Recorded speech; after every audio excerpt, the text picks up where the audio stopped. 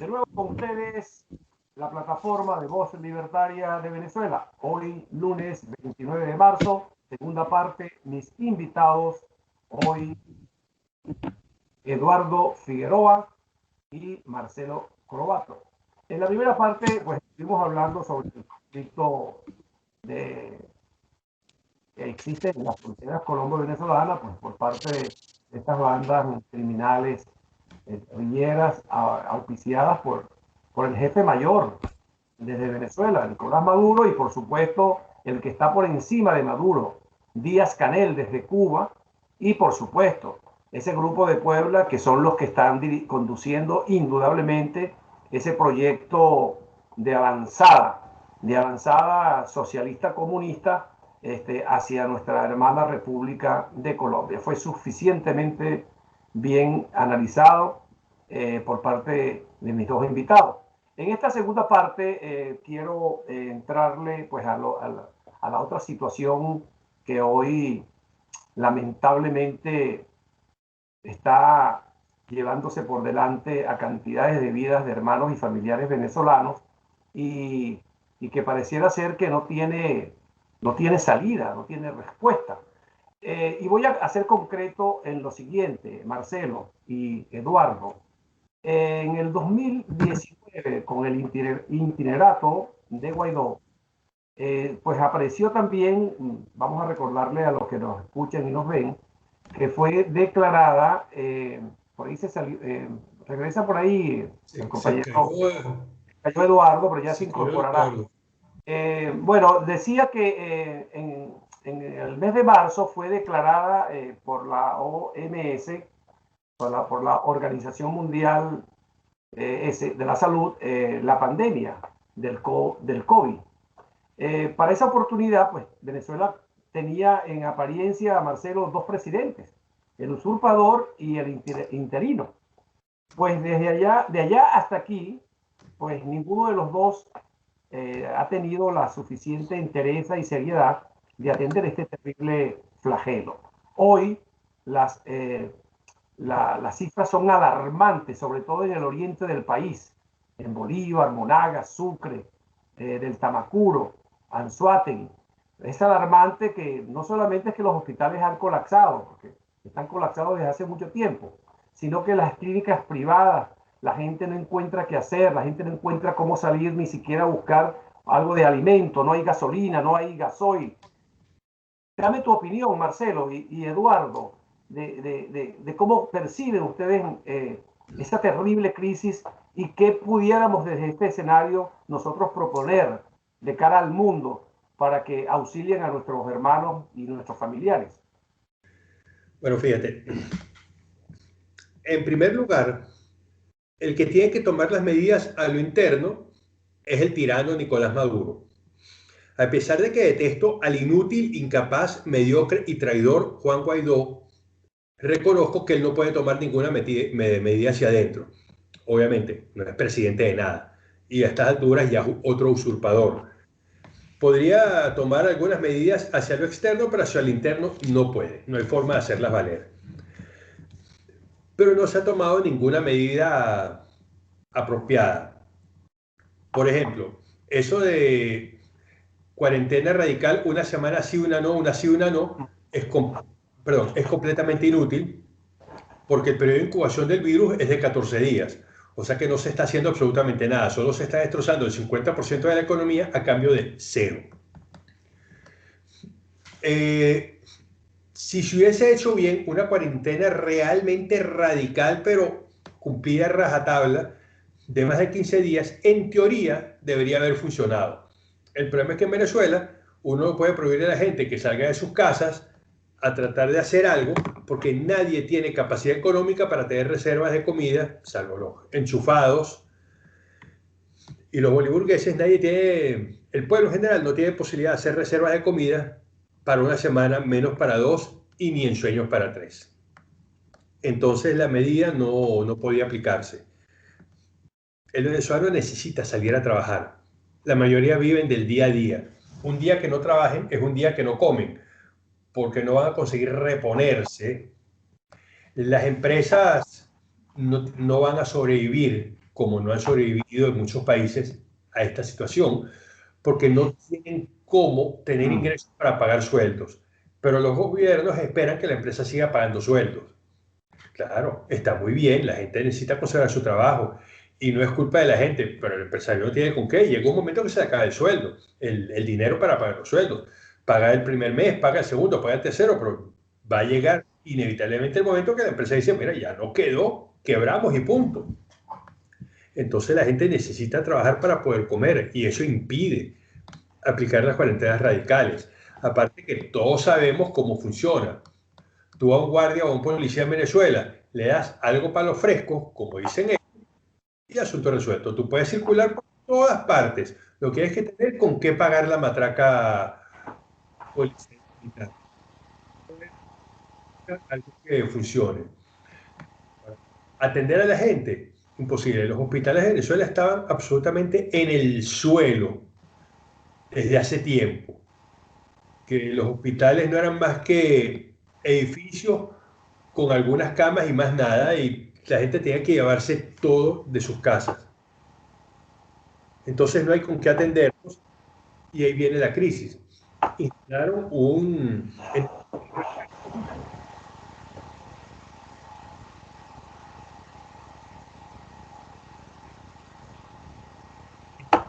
Estará como todos los hospitales, es decir, en el suelo. Porque los equipos se los robaron, los respiradores se los robaron, porque llevaron un concentrador de oxígeno, pero resulta que un compañero, un compatriota del partido necesita y tal, no, bueno, más bien sacar este y se lo mandamos a su casa. Y a fin de cuentas se quedaron sin nada. Y el pueblo, pues que se muere. Porque a fin de cuentas el pueblo no importa para los políticos. Porque si le pasa algo, suponiendo que sea cierto que Diosdado se enfermó, puede ir a donde quisiera, porque tiene dinero de sobra con lo que ha robado y lo que ha narcotraficado para pagarse la mejor clínica del mundo y comprar lo que necesite. Pero Juan Pérez, que vive en cualquier barrio de Caracas, o María Gómez, que vive en cualquier barrio y no tiene nada, pues simplemente lo que les queda es morir, como le ha pasado a muchos. Pero aquí en Europa le han repartido, por ejemplo, los EPIs, los equipos de protección individual, a los médicos. Traje de protección bacteriológica, mascarillas, pantallas faciales, respiradores, una cantidad de cosas para que cuando los médicos vayan a atender un paciente COVID positivo, bueno, están vestidos que parecen astronautas. En Venezuela los médicos se tienen que conseguir las mascarillas, se tienen que conseguir los guantes, se tienen que conseguir todo. Bueno, Entonces, bien no tenemos sé una si, base de médicos.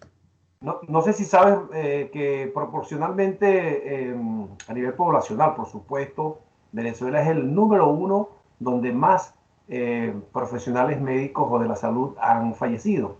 No sé si lo sabes, Marcelo, ya está en la estadística. Pero fíjate, siguiendo con el tema, Marcelo, a pesar de que yo lo comparto contigo, de que este irresponsable realmente a nosotros ya no nos representa, me refiero al diputado Juan Guaidó, que tampoco es Ex diputado, diputado. que tampoco es diputado porque su periodo se acabó el 5 de enero del 2021.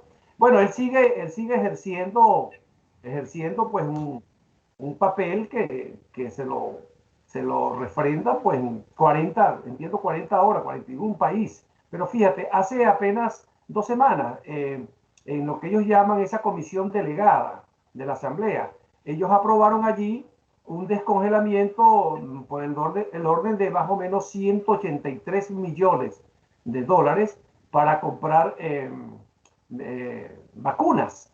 Y bueno, sabemos que eso es parte de la treta cada vez que ellos quieren rapiñar la olla, ¿no? Y curiosamente, pues el día de ayer se supo que el señor Guaidó, Juan Guaidó, pues tiene el virus. O sea, es como el guión que han utilizado muchos personajes internacionales. Dame tu opinión, más allá de que tú lo desconozcas como yo, esa es una realidad que no la podemos ocultar, Marcelo. Ellos tienen el control como los secuestradores de Maduro de los recursos que son de todos nosotros los venezolanos, Marcelo. Bueno, es que se lo han repartido fabulosamente. Nicolás Maduro maneja los recursos que hay dentro de Venezuela, Guaidó y los traidores del G4 de la MUD manejan los recursos que están fuera de Venezuela, porque todos esos recursos fueron congelados porque no se reconoce a Nicolás Maduro como un gobernante legítimo, entonces estos otros frentean la situación, para usar el término común en Venezuela, para poder manejar lo otro. Ahora, queremos saber qué tan grave está la situación en Venezuela. Bueno, Google publicó en estos días unas estadísticas y en el último mes el término de búsqueda más utilizado en Google los últimos 30 días ha sido oxígeno. O sea, la gente está buscando concentradores de oxígeno, tanques de oxígeno, y uno lo ve por las publicaciones de los chats. Yo todavía estoy en varios chats en Venezuela, chats vecinales en mi zona, también mis antiguos compañeros de los scouts de la Cruz Roja, de muchas otras cosas, y uno ve y a cada rato sale una publicación: necesito un concentrador de oxígeno, necesito una bombona, quién alquila, quién tiene. La gente necesita desesperadamente y en los hospitales no hay. No hay porque se lo robaron, porque el compatriota necesita y vamos a mandárselo. Y no se lo podemos negar porque a lo mejor no es un compatriota con dinero, pero sí es alguien que ha estado aquí muy activo en el partido, que hizo algo, que nos ayudó, y bueno, vamos a ayudarlo. Total, él está primero que el pueblo llano puro y simple. Ahora, el que tiene dinero puede conseguirlo, y no siempre. Leí que con estos equipos había problemas porque la gente los había alquilado y resulta que no los devolvían porque preferían conservarlos, o bien por si acaso pasaba algo, o porque seguía habiendo casos, o de repente decían: mira, mi compadre le pasó y le presto mi respirador, y así se lo iban rotando, y no hay equipos. Entonces la gente está directamente muriendo, y conozco casos cercanos que no han conseguido equipos, no han conseguido cupos en hospitales, incluso no han conseguido cupos en clínicas, porque en las clínicas tú pagas y consigues teóricamente lo que quieras. La realidad es que depende de la capacidad instalada, y una terapia intensiva para emergencias respiratorias, en primer lugar, es muy cara, y en segundo lugar, requiere médicos muy especializados, y si hay algo que se ha ido por cantidad de Venezuela, han sido médicos. Tienes los intensivistas, muchos han ido, puedes suplirlos con anestesiólogos que conocen el manejo de los sistemas de respiración, entonces pueden más o menos resolver esa parte. Las enfermeras también tienen que ser especialistas, porque no es cualquier enfermera y dice: no, yo hice un curso de enfermería y me mandan a terapia intensiva. No, eso es una especialidad, una de las más complejas. Entonces no hay. Y tú puedes tener de repente 20 camas y no tienes el médico. Entonces no tienes nada. De nada te sirven 20 camas con 20 respiradores, con 20 equipos, y no tienes el médico, no tienes el enfermero especialista en eso. Porque no puedes poner a cualquier médico. Eso son áreas muy, muy especializadas en la medicina. Así como tú puedes decir: mira, aquí tengo el quirófano para que tú, que te cagas de la del médico, para que le hagas una neurocirugía a fulano, para que le saques una bala del cráneo. Y dice: no, para eso están los médicos especializados. Entonces, hasta en las clínicas hay problemas, pero en los hospitales ni qué decirlo, porque no solamente faltan médicos, ahí falta todo, y sobre todo los equipos, que los que no se han robado se los han prestado unos a otros. Bueno, se te congeló un poco la imagen. Bueno, quiero aprovechar la oportunidad, pues el compañero Eduardo ha tenido problemas con su señal, está intentando que se le restituya. Ojalá que lo haga antes que finalicemos el programa. Bueno, pero cumplo con informarle a todos nuestros suscriptores. Ahora bien, Marcelo, fíjate, tú sobre todo que tienes academia militar, pues, y tienes formación de inteligencia y contrainteligencia. Hemos aprendido, pues, que una de las técnicas que utilizan los secuestradores con sus víctimas es causarles el terror. Es lo que llaman los psicólogos congelarlos interna y mentalmente. Eso es lo que un poco está sucediendo en Venezuela con el tratamiento que estos secuestradores, con unos especialistas tan extraordinarios en la maldad del secuestro como son los cubanos. Ahora te imaginas, pues, con ese impulso del terror de las guerrillas, están utilizando el COVID como un mecanismo para controlar aún más y violentarle todos los derechos, aún más a los venezolanos. Nos llegan incluso videos espantosos de cómo los vejan, Háblame sobre eso. Tú como especialista también militar que eres, Marcelo, aparte de abogado. Bueno, fíjate, ese, ¿cómo te digo? Si tú controlas el miedo de las personas, controlas a la persona. Crearon un miedo incluso irracional frente al COVID en el primer momento, porque la pandemia no tenía el nivel que justificase, porque hay enfermedades que matan muchas más personas y sin embargo no hay ningún escándalo. Mucha gente dejó de creer que la enfermedad fuese real porque se notó claramente el uso político de la enfermedad y muchos dijeron, no, esto es un cuento de los políticos. No, no es un cuento de los políticos, la enfermedad existe y la gente se ha muerto de COVID, pero también se ha llevado de una forma que es imposible confirmar toda la información que han dado. Por ejemplo, la gente no se ha muerto de más ninguna enfermedad que no sea COVID últimamente. Cualquier cosa que sea lo clasifican como COVID. Y uno se queda pensando, mira, y la gente ya no se muere de un infarto, de una neumonía que puede parecer COVID. No. Los exámenes que se usan, la primera prueba de descarte, el hisopado, que es la que uno le mete una especie de Q-tips finito y muy largo por la nariz, es una prueba de muy poca confiabilidad. Es una prueba de descarte. Es decir, si esa prueba te la hacen y el resultado es negativo, efectivamente no tienes COVID. Eso está con total certeza. Pero si da positivo, tiene que confirmarse con otras pruebas porque no da una seguridad total. Entonces, esa cantidad de personas que dicen, no, estos son positivos pero asintomáticos, en realidad esos deben ser simplemente falsos positivos, que no se corroboran, no se corroboran. Pero hay un interés político en usar la cuarentena porque se ha podido controlar los sectores económicos a fuerza de ahorcarlos. No voy a usar los ejemplos de Venezuela porque Venezuela es totalmente atípico y ya está destrozado.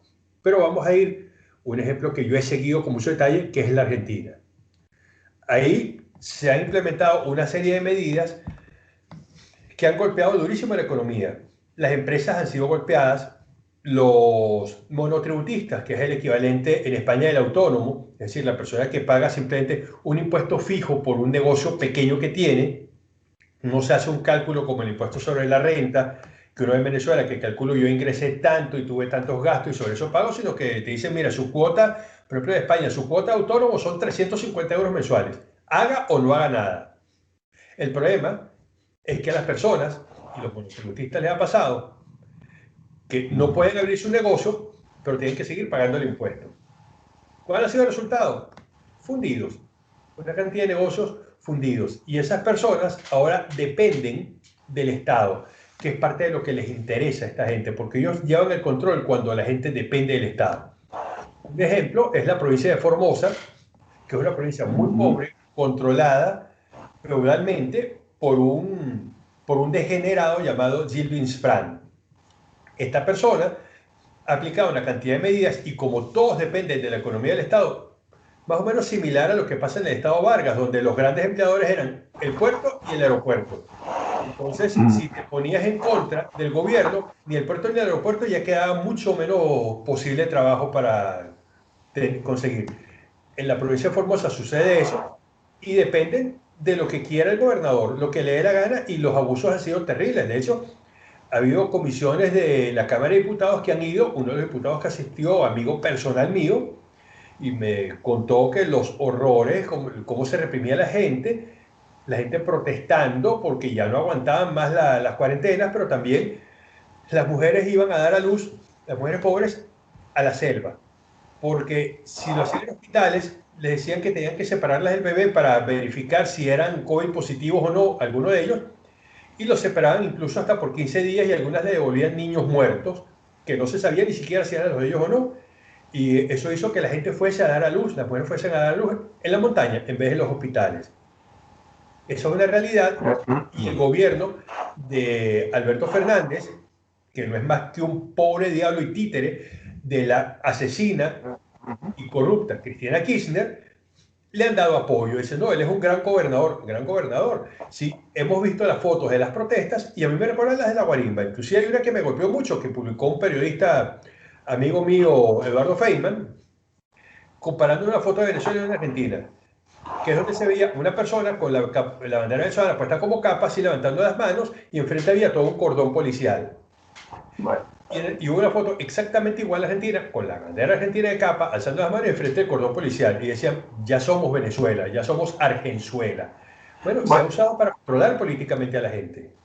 Bueno, esa es la realidad. Y fíjate que sí, sí comparto que casi lo somos, porque tú has estado explicando el drama de Venezuela con el ejemplo de Argentina, y estamos hablando prácticamente de lo mismo. Es el comunismo disfrazado de socialismo, violentando no solamente los derechos de los seres humanos, sino destruyendo pues lo poco que había de democracia en nuestros países.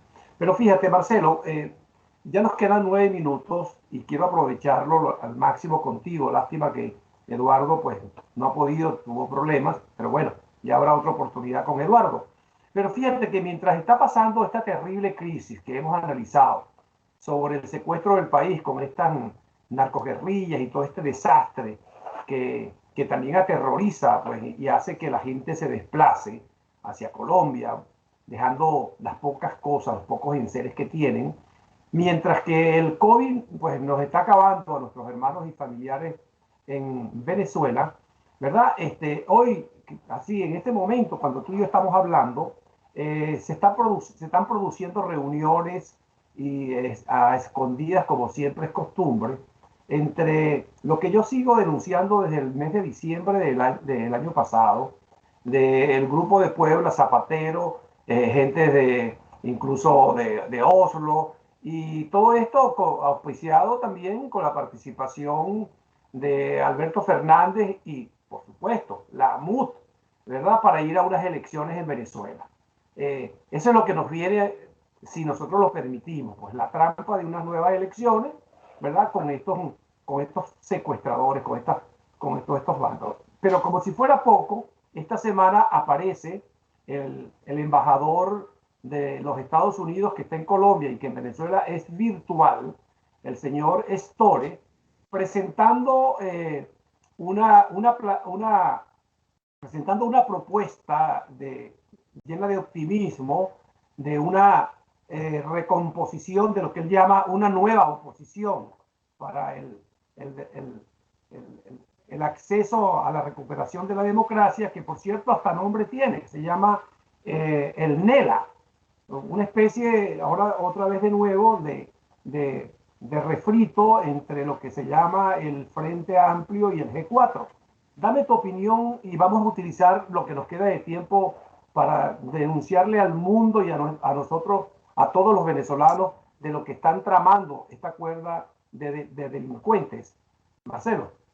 Bueno, el primer problema que tenemos es Jaimito Cuentos. James Story es Jaimito Cuentos. Ese hombre no es para nada amigo de Venezuela ni de la libertad de Venezuela. En el mejor de los casos, es un amigo de los socialistas de la MUD, y lo que quieren es cambiar la cúpula para que todo siga igual. Cuidado, y no hay un negocio de por medio de parte de él. No lo sé, pero estoy en mi derecho de sospecharlo, porque no se puede ser tan pendejo y llegar a esos puestos. Algunos sí lo son. Se pretende reeditar el Frente Amplio haciéndolo un poco más amplio. Recordamos que estaba el G4, que era un grupo de 4 partidos políticos, los que estaban en la cúpula, los más importantes, porque los otros partidos de la unidad tenían muy poco valor en ese sentido. porque aportaban muy pocos votos, pero daban una imagen de amplitud. Necesitaron algo más amplio y fueron trayendo más partidos. Necesitaban algo más amplio, entonces crearon el Frente Amplio, nombre típico del comunismo latinoamericano, o sea, ya el nombre es para desconfiarle. ¿Y quiénes incluyeron? El chavismo originario. ¿Qué es el chavismo originario? Los delincuentes chavistas que están en este momento alejados del botín. Los que reivindican el legado de Chávez.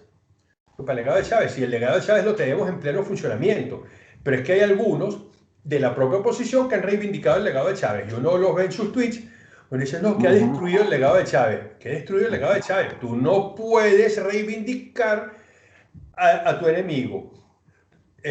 Cuando estaban en la Segunda Guerra Mundial, y usemos el caso de Italia, porque Mussolini fue depuesto en el año 43, aunque después crearon un mamotreto que fue la República Social Italiana del Norte, pero los aliados nunca reivindicaron a Mussolini y decían, no, es que los que están destruyeron el legado de Mussolini. No, Mussolini seguía siendo el enemigo, entonces Chávez sigue siendo el enemigo, incluso después de muerto sigue destruyendo a Venezuela. Pero entonces, ¿quiénes están ahí?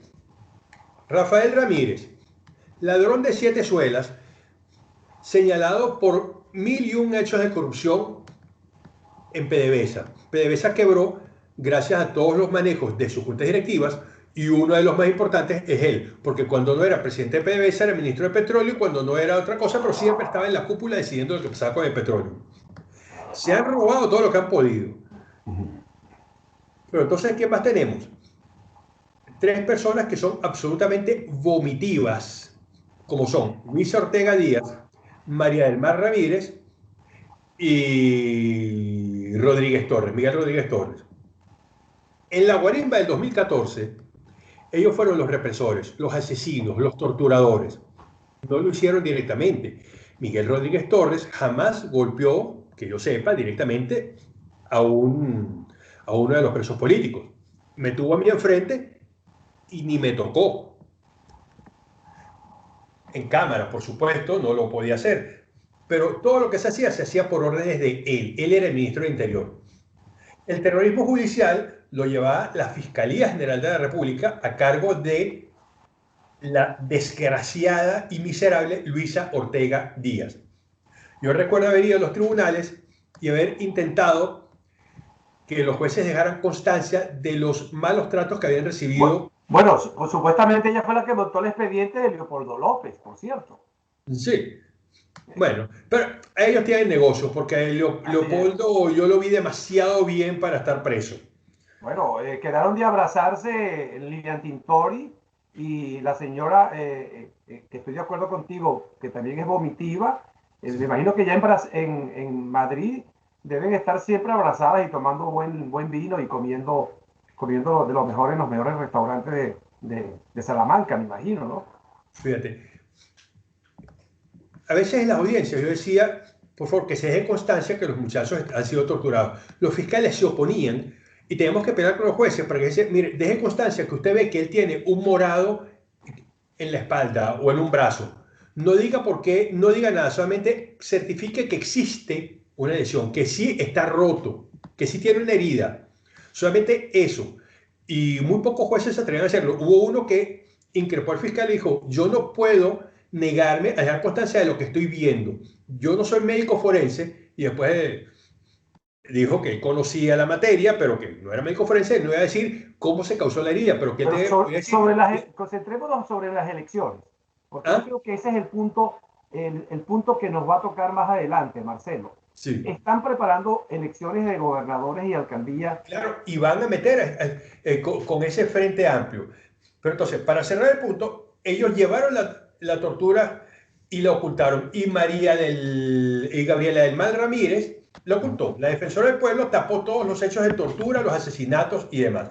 Entonces, esta gente es con los que se supone que tenemos que sentarnos a negociar. Yo estoy convencido, porque así fue y lo llevaron, aunque no hubo oportunidades, pero la única vez que le plantearon negociación a Winston Churchill fue cuando Rudolf Hess, el viceführer, volvió a Inglaterra tratando de conversar y decir, vamos a llegar a la paz. Y le dijeron, usted lo que está es loco, y lo metieron en un calabozo y murió preso. No es posible, peleando contra los nazis, sentarse con Reinhard Heydrich y con Heinrich Himmler a negociar si sacamos a Hitler. No, no. Estamos hablando de delincuentes de la misma calaña, ladrones, todos, delincuentes. A usted le falta comida, a usted le falta medicina, a usted se le murió alguien porque no había algo en los hospitales. Bueno, esos ladrones son los que se llevaron el dinero que hacía falta para salvarle la vida a su familiar o a su amigo. Todo lo que a usted le falta se lo robaron ellos. Entonces no podemos negociar con ellos y no podemos tenerlos aliados, porque ellos no son nuestros aliados. Ellos son los mismos criminales que iniciaron esto. Lo que pasa es que por un problema entre los grupos de delincuencia que hay dentro del chavismo, ellos quedaron por fuera y dijeron, bueno, tenemos que ver la forma de volver a meternos. Bueno, nos metemos con la oposición y sacamos los que están ahorita y reivindicamos el legado de Chávez. Bueno, Marcelo, se nos ha acabado el tiempo. Bueno. Lamentablemente, la segunda parte, les hemos pasado ya un minuto, pero sí reivindico todo lo último que dijiste y aclaro de que no se van a unir con la oposición, se están uniendo los criminales con la falsa oposición, esa que quieren disfrazar ahora a través de este embajador, ¿verdad? De lo que llaman la LEA. Voy a decir la NELA. Ahora nos quieren meter la NELA, pues.